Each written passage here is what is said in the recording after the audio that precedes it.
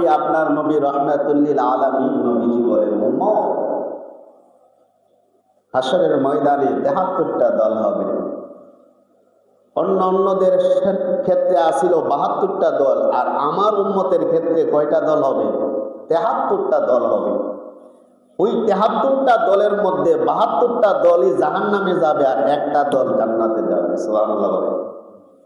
সেই দলটার নাম কি? আহলে সুন্নাত ওয়াল জামাত। সুবহানাল্লাহ বলেন। যারা এই দলের মধ্যে থাকবে তারা কোথায় যাবে? জান্নাতে যাবে। আর যারা এই দলের মধ্যে থাকবে না তারা জান্নাতে যেতে পারবে। এখন আপনাদের কাছে আমার প্রশ্ন, যে ৭২টা দল জাহান্নামে যাবে, এই দলের লোক সংখ্যা কম হবে না বেশি হবে? আমার কথা বন্যা করে। একটা দল যদি জান্নাতে যায়, সেই দলটা তো লোক সংখ্যা কি হবে? কম হবে। আর জাহান্নামী যে দলটা ৭২টা, ১ ২ ৩ ৪ গন্তে গন্তে কয়টা হইব? ৭২টা হবে। লোক সংখ্যা কম হবে না বেশি হবে? বেশি হবে। বেশি হওয়ার ফলে কোথায় যাচ্ছে? জাহান্নামে যাচ্ছে। এই কারণে মানুষদেরকে আপনারা মনে করেন না যে এই কাজের মধ্যে ভালো নয়। যে কাজের মধ্যে সর্ব ভালো সেই কাজের মধ্যে লোক সংখ্যা কম হবে। আর ওই দলগুলা যে লোক সংখ্যা আসবে ওই দলের মধ্যে, তাদের মধ্যে ভয় ভীতি থাকবে। কাকে ভয় করবে? আল্লাহকে। সুবহানাল্লাহ। আসুন আমার বন্ধুরা, আল্লাহ প্রেমিক, রাসূল প্রেমিক, ওলি প্রেমিক নওজোয়ান যুবক ভাইরা, অনেকে আবার বলে যে আমরা আহলে সুন্নাত ওয়াল জামাত যারা, তারা জান্নাতে যাবে, আর অন্য দল বা যারা আহলে সুন্নাত ওয়াল জামাত ছাড়া তারা কি জান্নাতে যাবে না? আমার রাসূলের হাদিস দ্বারা প্রমাণিত। কারণ আমার রাসূল বলেছেন, তারাই যারা আমাকে মানবে, আমাকে অনুসরণ করবে, আমাকে নিয়ে কোনো সমালোচনা করবে না, আমাকে নিয়ে কখনো সমালোচনা করবে না, আমাকে নিয়ে কোনো দ্বন্দ্ব এবং বিবাদ লাগবে না, তারাই জানে প্রাণে না দেখে, দেখে না দেখে আমাকে প্রাণ ভরে ভালোবাসবে, তারাই আহলে সুন্নাত ওয়াল জামাত, আর তারাই হবে জান্নাতি। সুবহানাল্লাহ। সুবহানাল্লাহ। তো একদল আলিম আছে নবীকে নিয়ে সমালোচনা করে কি করে না? আমার কথা কর না কেন? করেনি? করে। আমার মতো, তোমার মতো, এই মতো, সেই মতো, নবী বিবাহ করছে, এইটা সেইটা, নবীর ওয়াইফ এই ছিল, সেই ছিল, সমালোচনা করছে। করেনি? করেনি? তারা কখনো জান্নাতে যাবে? নবীকে নিয়ে যারা সমালোচনা করবে তারা কখনো জান্নাতে যেতে পারবে না। লা ইউমিনু আহাদুকুম হাত্তা আকুনা আহাব্বা ইলাইহি মিন ওয়ালিদিহি ওয়া ওয়ালাদিহি ওয়ান নাসি আজমাইন। আমার নবী, আপনার নবী রাহমাতুল লিল আলামিন নবীজি ঘোষণা করেছেন, উম্মত, উম্মত রে, যারা আমাকে জানে প্রাণে ভালোবাসবে তারা হবে মুমিন, যারা আমাকে জানে প্রাণে ভালোবাসবে না তারা কখনো মুমিন হতে পারবে না। আর মুমিনের জন্য জান্নাত। ইয়া আইয়ুহাল্লাযীনা আমানু কুতিবা আলাইকুমুস সিয়ামু কামা কুতিবা আলাল্লাযীনা মিন ক্বাবলিকুম লাআল্লাকুম তাত্তাকুন। মুমিনের জন্য হলো রোজা। ও যুবক, মুমিনের জন্য রোজা।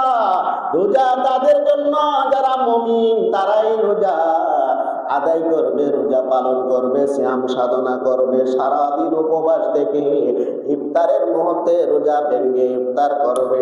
আল্লাহ পাক রব্বুল আলামিন তাদেরকে সাজা দিবেন। আল্লাহ বলেন, আসসামু লি ওয়া আনা আযজি, রোজা আমার জন্য, আমি আল্লাহ এর প্রতিদান দেব। শাহরু রমাদানাল্লাযী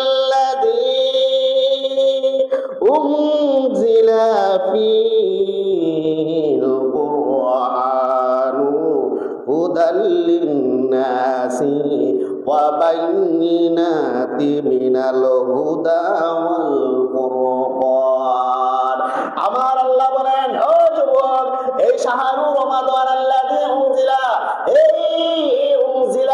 নাজিল করেছেন মাহে রমাদান মাসে আল কোরআন, যে কোরআনটা সত্য মিথ্যা পার্থক্য করে দেয়, সত্যরে সত্য বলে আর মিথ্যারে মিথ্যা বলে। সেই গ্রন্থটার নাম কি? সেই গ্রন্থটার নাম আল কোরআন। এই কোরআনটা কখন নাজিল হয়েছে? ওমা কথা কর না কেন? শাহরু রমাদান, রমজান মাসে। কি মাসে? রমজান মাসে। এই জন্য দেখবেন কোরআন তেলাওয়াত রমজান মাসে বেশি হয়।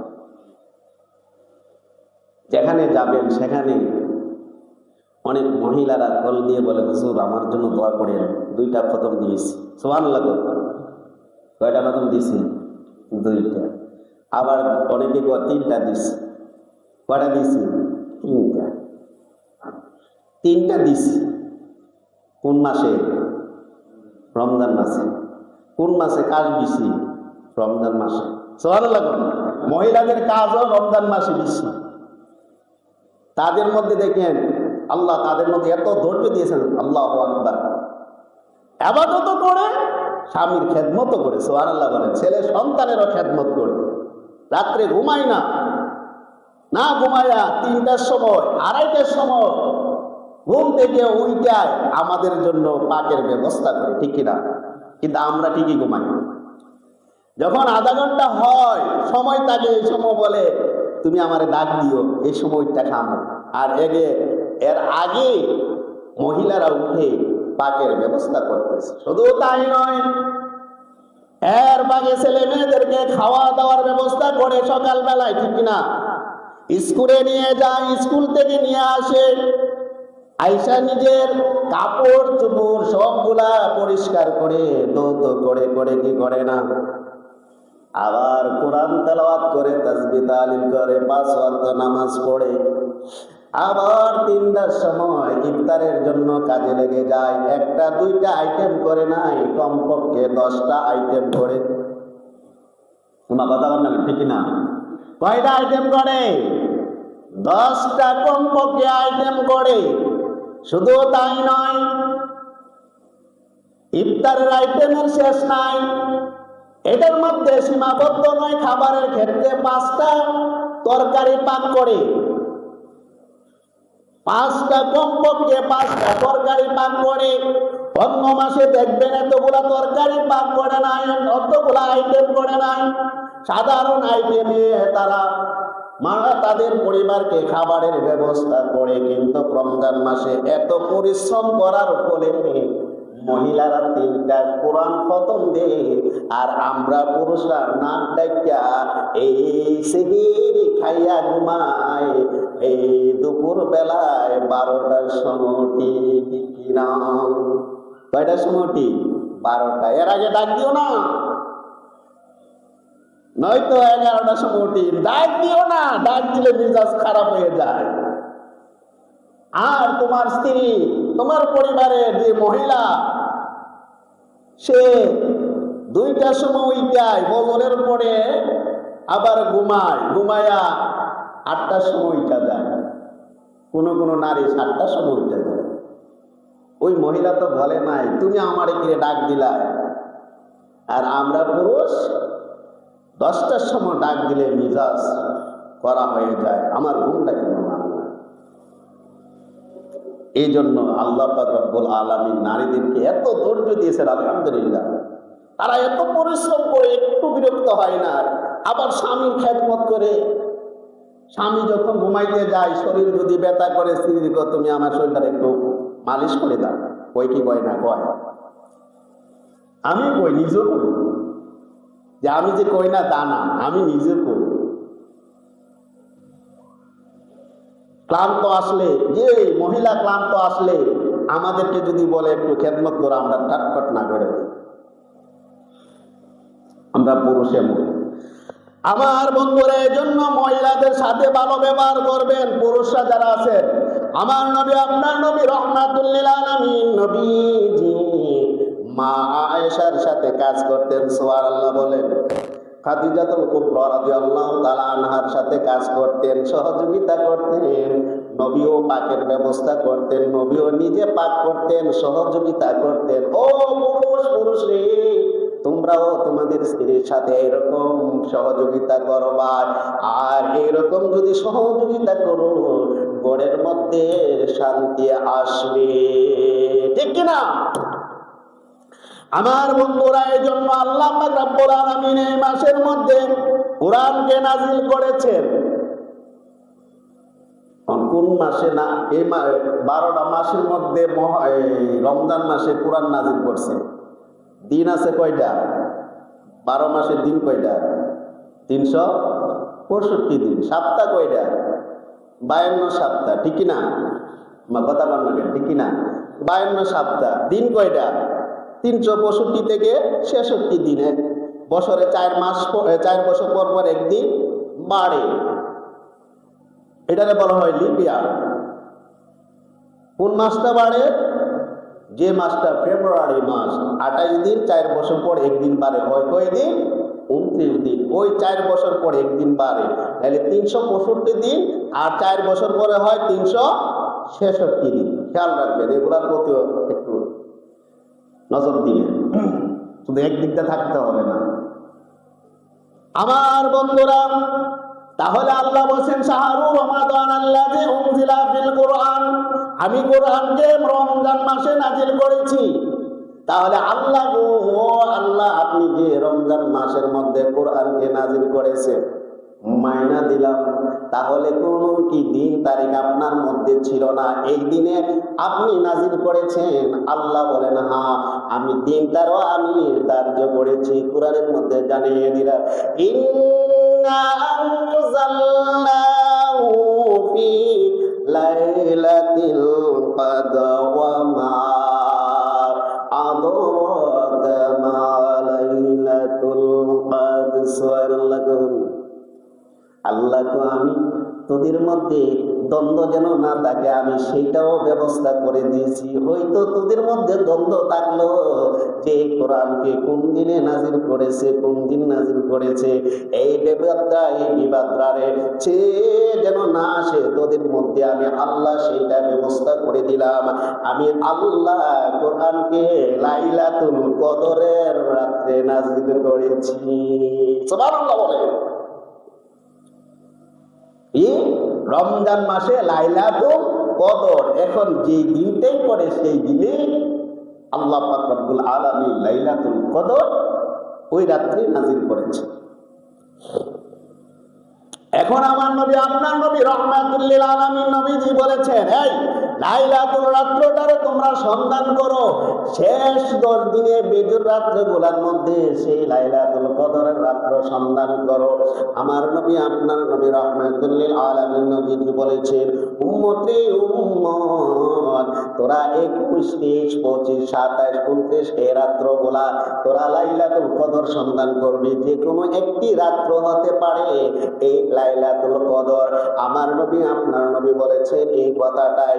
কিন্তু আমরা যারা আছি 21 তারিখ থেকে আমরা লাইলাতুল কদরের রাত্র 4 রাকাত পড়ি, 23 রাত্রে লাইলাতুল কদরের 4 রাকাত নামাজ পড়ি, 25 রাত্রের মধ্যে আমরা লাইলাতুল কদরের 4 রাকাত নামাজ পড়ি, 27 তারিখের মধ্যে আমরা বেশি একটু ইবাদত করি, ঠিক কিনা? কিন্তু 29 তারিখে আমরা খবর নাই, ঠিক কিনা? 29 তারিখে আমাদের খবর নাই। কেন? মনে করি 27 তারিখে মনে হয় রোজা শেষ হয়ে গেছে, তারাবির নামাজ শেষ হয়ে গেছে। না না বন্ধুরা, এগুলা করা যাবে না, এগুলা করা যাবে না। কারণ 27 তারিখ থেকে 29 তারিখও হইতে পারে এই রাত্রটি লাইলাতুল কদরের রাত্র। আওয়াজ করে বলুন আল্লাহু আকবার। এখন বলতে পারেন, হুজুর, ও হুজুর, আমরা কেন 27 তারিখে এত গুরুত্ব দিয়ে আমরা মনে করি 27 তারিখে লাইলাতুল কদর এই রাত্রটা কেন এত গুরুত্ব দেয়? ও বন্ধুরা, বন্ধুরা, বন্ধুরা, বন্ধুরা, বন্ধু, মুফাসসির کرام বলেছেন এই যে একটা সূরা আছে ইন্না আনজালনা, এই সূরাটা এই ইন্না আনজালনা যে সূরা এই আয়াতটা আছে, সূরার মধ্যে আয়াতটার মধ্যে 9টা অক্ষর আছে। আর এই সূরার মধ্যে কদর শব্দটা 3বার ব্যবহার করা হয়েছে। আমার গাণিতিক ভাষায় যদি বলি 3 দিয়ে 9 রে যদি আমরা গুণ করি, সে গুণের ফল হয় 3 নং কত 27, 3 নং কত কত 3 নং কত 27। মুফাসসিরে কেরামরা বলেন ওই 27 তারিখে লাইলাতুল কদর বলা হয়ে থাকে। আরো কিছু নিয়ম বলা হয়েছে যে লাইলাতুল কদর যে 27 তারিখ, এই দিনের মধ্যে আমরা কিভাবে বুঝবো? ও এই দিনটা দেখবেন একবারে শীতল থাকবে, নাও ঠান্ডা নাও গরম। এই দিনটার মধ্যে ওই রাত্রটা থাকবে। শুধু তাই নয়, গাছপালাগুলা নীরব থাকবে, নাড়াচাড়া করবে না, চারিদিকে নীরব নীরব নিস্তব্ধ থাকে।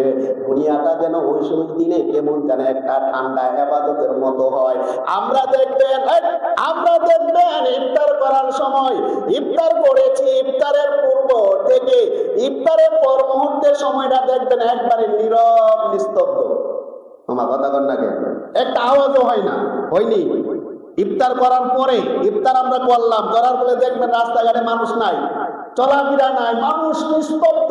যাতে এতে বোঝা গেলে এই সময়টা একটা ইবাদতের সময়। সুবহানাল্লাহ বলেন না? আল্লাহ এই সময়টারে নিজে পছন্দ করে নিচ্ছে। রোজাদারের রোজাকে এই সময় আমি আল্লাহ নিজে প্রতিদান দিই। সুবহানাল্লাহ বলে পুরস্কার দিই। 2টা পুরস্কার দিবে, তার মধ্যে দুনিয়াতে একটা পুরস্কার দেয়।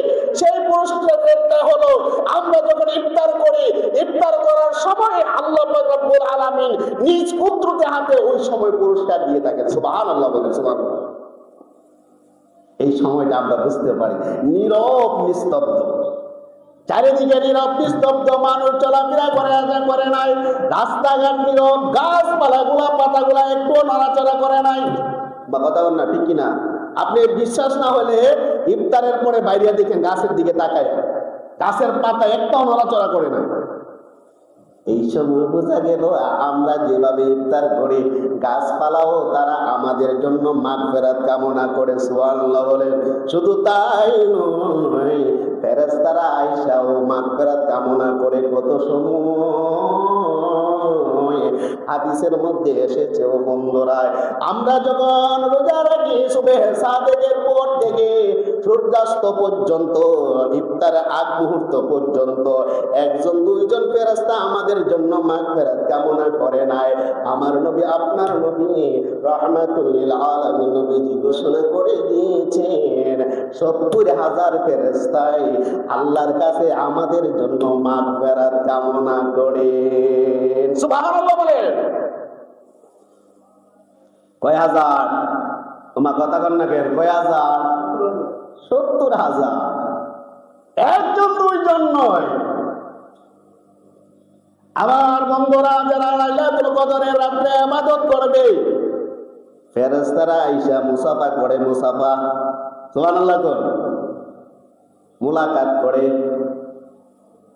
আমরা যে মুখ মিলাই, ফেরেশতারা আয়েশা আমরার সাথে মুখ মিলাই, এইভাবে হাতে মুসাফা করে। হাদিসের মধ্যে এসেছে। এখন বলতে পারেন হুজুর আমরা তো দেখি নাই। তোমার ফেরেশতা দেখিনি? তোমার কথা বল না কেন? ফেরেশতা দেখিনি আমরা কাদের মধ্যে যে 2জন ফেরেশতা আছে তারে দেখিনি। 2জন ফেরেশতা না, আমাদের অঙ্গ প্রত্যঙ্গের মধ্যে আল্লাহ রহমতের ফেরেশতারা বৈশা এদেরকে পরিচালনা করে। সুবহানাল্লাহ। হাতে এই কোণের মধ্যে ফেরেশতারা বৈশা থাকে, বৈশা এগুলাকে পরিচালনা করে। সুবহানাল্লাহ। হাতের আঙ্গুল গিরাগুলার মধ্যে ফেরেশতারা আছে, তারা বৈশা এগুলা পরিচালনা করে। পায়ে, দেহ, এভরিথিং, অল বডিটার মধ্যে ফেরেশতারা, আল্লাহর কুদরতি ফেরেশতারা পরিচালনা করতেছে। দেখবেন এখান থেকে যখন ফেরেশতা চলে যায় তখন হাত বাঁকা হয়ে যায়, হাত আর আমরা সোজা করতে পারবো না, ঠিক কিনা? রাত্রের বেলায় ঘুমান, আজও পর্যন্ত কেউ বলতে পারবেননি নাক দিয়ে একটা পোকা ঢুকছে। তোমার কথা বল না কেন? ঢুকছিনি? ঢুকে নাই। এত সুন্দর একটা ছিদ্র, পিঁপড়া তো ছিদ্র টোকায়, ঠিক ঠিক না? পিঁপড়া দেখবেন ছিদ্র টোকায়, ছিদ্রের মধ্যে ঢুকে যায়। মশাগুলা ছিদ্র টোকায়, মশা ছিদ্র দিয়ে ঢুকে যায়। ও বন্ধুরা, আজ পর্যন্ত নাক দিয়ে একটা পিপিলিকা ঢুকে নাই, একটা মশা ঢুকে নাই, কান দিয়ে মশা ঢুকে নাই, আবার কোনো কোনো ক্ষেত্রে কান দিয়ে মশা ঢুকে যায়। এই সময় যখন আল্লাহর ফেরেশতা থাকে না, সুযোগ পাইয়া তারা ঢুকে যায়, ঠিক না? ঢুকে যায়। আর ঢুকে কাদেরকে? যারা আল্লাহর সাথে বেঈমানি করে তাদের তাদের মধ্যে ঢুকে যা। নাফরমানি করতে করতে আল্লাহ তো তার একটু ব্যবস্থা করতে হবে, শাস্তির ব্যবস্থা করতে হবে অল্প সময়ের জন্য। আমার এক টিচার আছিল, অফিসার, হঠাৎ করে নাক দিয়ে দিলে মশা ঢুকে গেছে না,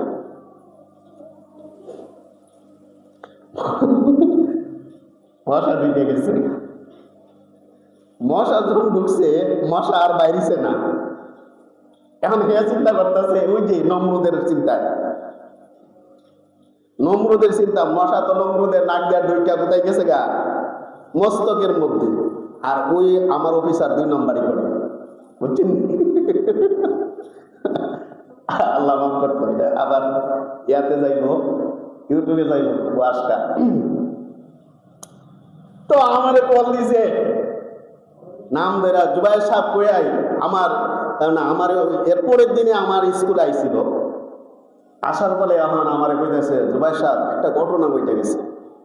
আমি কি স্যার কি ঘটনা ঘটছে? আমার নাক দিয়ে তো মশা ঢুকে গেছে। মশা ঢুকে এখন তা মশার বাড়িতে দেখছি না, চিন্তা লাগছে, মাথার মধ্যে বসা পেয়েছি। আরো চিন্তা লাগছে নমরুদের কাহিনী তো আমরা পড়ছি। নমরুদের নাকে ল্যাংরা মশা নাক দিয়া ঢুইয়া মস্তকে বৈশা নমরুদের মাথার মধ্যে কি করেছিল? কামড়াইছিল। আমি তো বুঝেন না ওই রকম, তো আমার তো চিন্তার দিকে এসে আমি বললাম, না স্যার, এটা মনের একটা কল্পনা জন্ম, মশা বাইরে গেছে কোন সময়, তো তারপরেও তো মনের মধ্যে ভয়। দেখবেন যারা পাপ করে তারা এগুলা ভয় করে, ঠিক কিনা? আল্লাহওয়ালা যারা, যারা 5 ওয়াক্ত নামাজ পড়ে, আল্লাহকে ভয় করে, আল্লাহর ইবাদত করে, নফল ইবাদত করে, সিয়াম সাধনা করে, কোরআন তেলাওয়াত করে, এইগুলা যারা করে তারা কখনো এইগুলাকে ভয় করে নাই। আমরা যখন বিপদে পড়ে, আল্লাহওয়ালারা যারা বিপদে পড়ে তারা আল্লাহর কাছে সাহায্য চায়, আল্লাহ তুমি আমার এই বিপদ থেকে উদ্ধার করিয়া দাও। আল্লাহ যখন, বান্দা যখন এইভাবে আল্লাহর কাছে চাইবে, আল্লাহ সাথে সাথে তার বান্দার মনের মকসুদ পূরণ করিয়া দেয়। সুবহানাল্লাহ। প্রমাণ কি হুজুর? প্রমাণ আপনি দিতে পারবেন না। আল্লাহওয়ালারা এইভাবে করে। মরা মরা জন্তু, মরা প্রাণীকে আবার জীবিত কইরা ফেলে। একদিন রাবিয়া বসরি আল্লাহর কাবাগর হজ করার জন্য রওনা হয়ে গেল। তার একটা উট ছিল, ওই উটটা ছিল মরা উট। মরা বলতে তো চিনি, হাঁটতে পারে না, চলতে পারে না, রুগীলা ওই ধরনের রুগীলা উট লইয়া তিনি রওনা হয়ে গেলেন কোথায়? কাবা শরীফে হজ করার জন্য। রাস্তা দিয়ে রওনা হইতে একবারে কাবার নিকটবর্তী হয়ে গেলেন। মুহূর্তের মধ্যে রাত্র হয়ে গেল। তিনি তাবু করলেন। তাবু করার ফলে ওই জায়গার মধ্যে তিনি রাত্র যাপন করবেন। সারা রাত্র ইবাদত করলো। ইবাদত কইরা যখন আবার সকাল বেলায় ফজরের নামাজ পড়া যখন বাহির হইলেন, বাহির হওয়ার পরে আবার উটের কাছে গেলেন।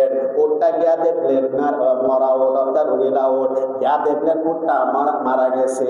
রাত্রে জ্বর উঠেছিল উটের, উটটা সকালবেলা উইটা দেখলেন উটটা মারা গেল। মারা যাওয়ার বলে হযরত রাবিয়া বসরি তিনি কি করলেন?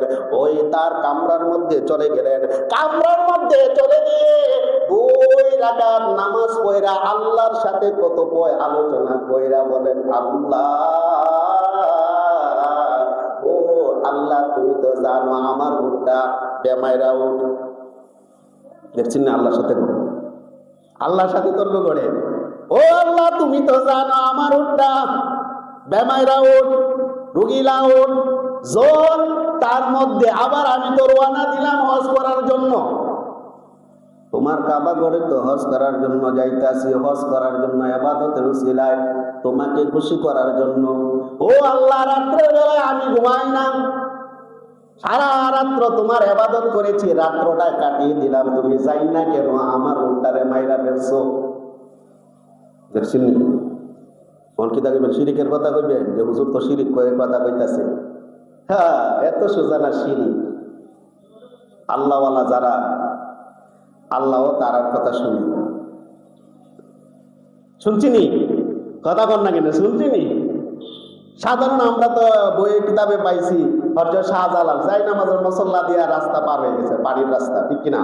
নদী পার হয়ে গেছে। এটা কি শিরিক হবে? এত সোজা না শিরিক। বুঝতে হবে, ওয়াজ বুঝতে হবে, কথাগুলা বুঝতে হবে।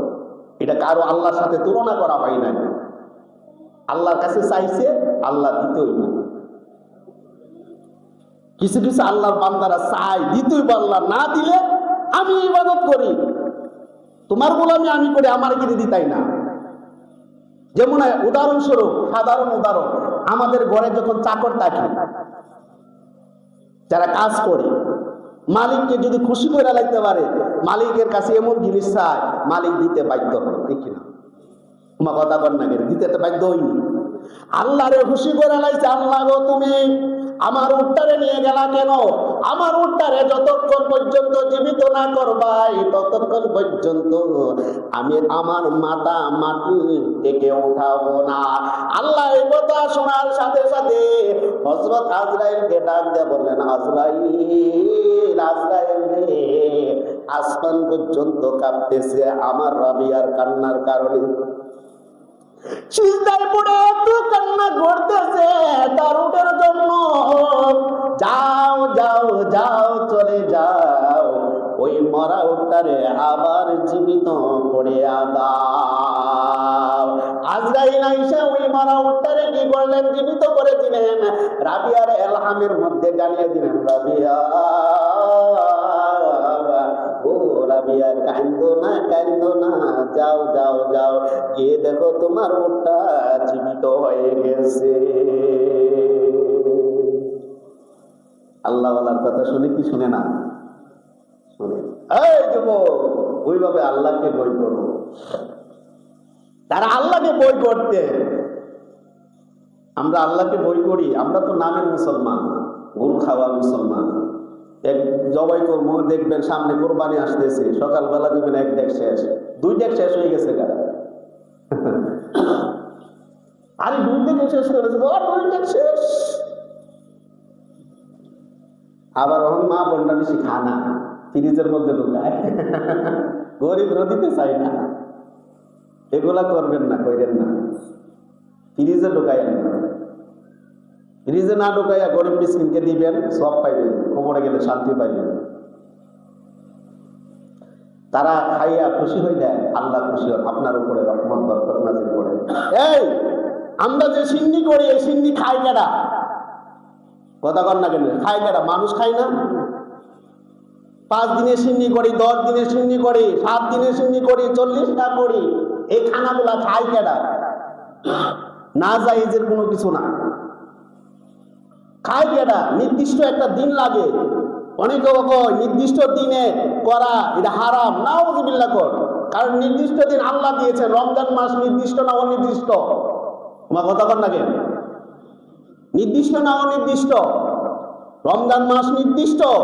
শুক্রবার নির্দিষ্ট না অনির্দিষ্ট? নির্দিষ্ট। ঈদুল ফিতর নির্দিষ্ট না অনির্দিষ্ট? নির্দিষ্ট। কুরবানি, ঈদুল আজহা নির্দিষ্ট না অনির্দিষ্ট? নির্দিষ্ট।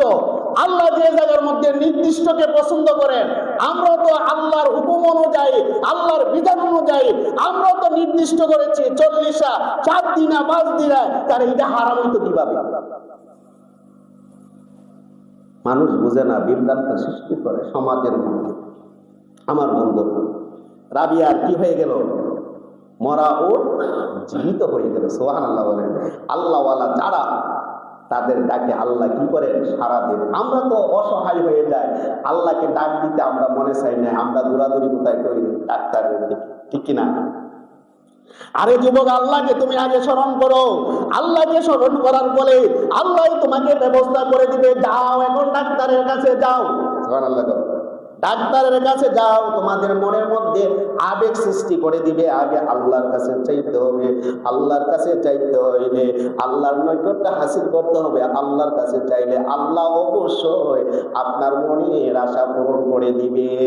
মাঝে মধ্যে মুমিনদেরকে পরীক্ষা করেন বিভিন্ন রোগ দিয়ে মুমিনদেরকে পরীক্ষা করে।